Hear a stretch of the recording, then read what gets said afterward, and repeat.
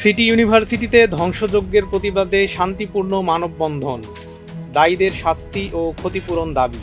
City university ৭ November সকাল ১১টায় city ইউনিভার্সিটির প্রাক্তন ও বর্তমান শিক্ষার্থী এবং শিক্ষকবৃন্দ শান্তিপূর্ণ মানববন্ধন করে সম্প্রতি সিটি বিশ্ববিদ্যালয়ে ঘটে যাওয়া ব্যাপক ক্ষয়ক্ষতির প্রতিবাদ জানিয়েছেন।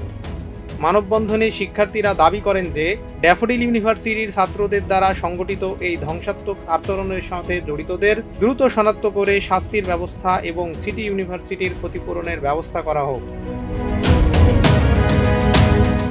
মানববন্ধনে অংশ নেয়া এক শিক্ষার্থী জানান, সিটি ইউনিভার্সিটিতে আমাদের সহপাঠী ও অবকাঠামোতে যে ক্ষতি হয়েছে তা নিছক শিক্ষা প্রতিষ্ঠানের ব্যাপার নয়, এটি শিক্ষার মর্যাদার উপর আঘাত।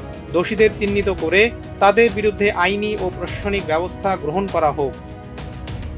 আমাদের উপরে, ইউনিভার্সিটির উপরে এবং আমাদের শিক্ষার্থীর উপরে ড্যাফোডিল ইউনিভার্সিটি, ইন্টারন্যাশনাল ইউনিভার্সিটি, তারা আমাদের উপরে বর্বরিত হামলা চালাইছে এবং আমাদের অ্যাকাউন্টস থেকে ডকুমেন্ট নিয়ে গেছে, টাকা নিয়ে গেছে এবং বাস 5টা পুরাই দিচ্ছে, মোটরসাইকেল পুরাই দিচ্ছে এবং আমাদের অসংখ্য ভাইদের আইসিইউতে ভর্তি করে। অপর একটি বক্তব্যে প্রাক্তন শিক্ষার্থীরা বলেন, আমরা শান্তিপূর্ণভাবে দাবি জানাই, যারা এই ধ্বংসযজ্ঞের সঙ্গে জড়িত তাদের দ্রুত শাস্তি এবং বিশ্ববিদ্যালয়ের ক্ষয়ক্ষতি মেটাতে প্রতিকারমূলক পদক্ষেপ নেওয়া হোক।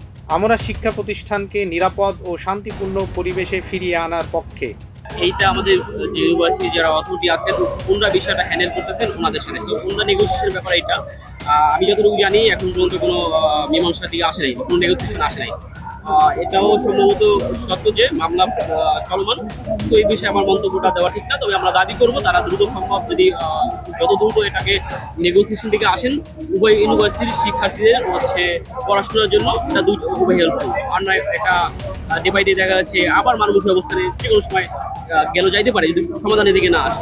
মানববন্ধনে বিশ্ববিদ্যালয়ের শিক্ষকবৃন্দ উপস্থিত ছিলেন এবং তারা ঘটনাটিকে পরিকল্পিত বলে অভিহিত করে দ্রুত তদন্ত ও ন্যায্য বিচার দাবি করেন। কর্তৃপক্ষকে দ্রুত কড়া পদক্ষেপ গ্রহণ করে তদন্ত প্রক্রিয়া প্রকাশ করার আর্জি জানানো হয়। এটা শিক্ষা প্রতিষ্ঠান, এখানে আমরা চাই যে সবাই মিলে সমন্বয় করে চলতে। আমরা চাই অতি সত্বর তারা বিষয়টাকে সমাধান করে সুন্দর সুষ্ঠু সমাধান করুক এবং সুন্দর মতো আমরা একটা পরিবারের মতো যাতে আমরা মিলেমিশে থাকতে পারি সে ব্যবস্থা তারা করুক। আমরা এটা জোর আহ্বান জানাচ্ছি।